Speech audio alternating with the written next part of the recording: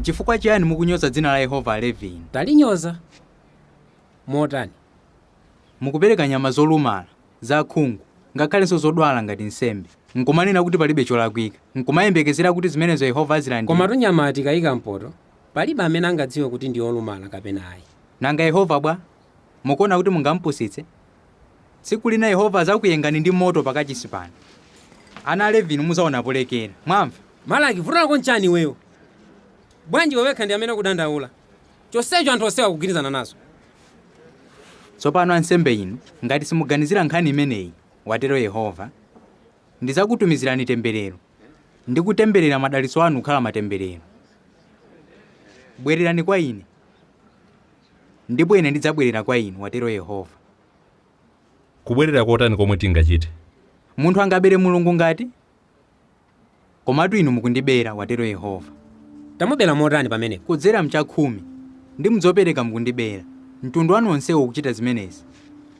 Bweretsani limodzi la magawo 10 aliwonse, kuti mnyumba mwanga mukhale chakudya. Ndiyeseni chonde, kuti muone ngati sindizakutsegulirani zopata zakumwamba. Ndi kukukhutulirani madalitso oti mudzasowapo alandirira. Palinso china chimene mukuchita, chomwe chikuchitisa kuti Yehova asasangalale ndi zomwe mukupereka. Nchaniso nanga? Mukuchitira chinyengo akazi a unyamata wanu, ngakhale kuti akaziwo munachita nawo pangano. Komabe pali ena amene sakuchita zimenezi, chifukwa Mzimu wa Mulungu kwatsogolera. Choncho tsimikizani mu mtima mwanu anthu inu. Musachitire chinyengo akazi amene munakwatira muli achinyamata. Ndimadana ndi zothetsa mabanja, watero Yehova, Mulungu wa Israeli. Wansembe ayenera kuphunzitsa anthu kuti adziwe Mulungu, ndipo anthu azifunafuna chilamulo kwa wansembeyo. Koma inuyo mwalepheretsa ambiri kuchita zimenezi.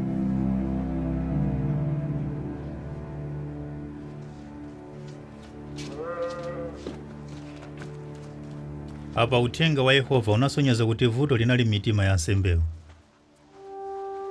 Ngakhale zinali choncho, Malaki anafunafuna anthu amene ankapeza chimwemwe potumikira Mulungu.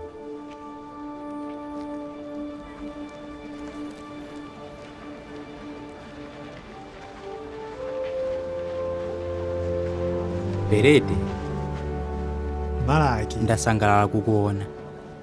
Azuba, osataya mtima.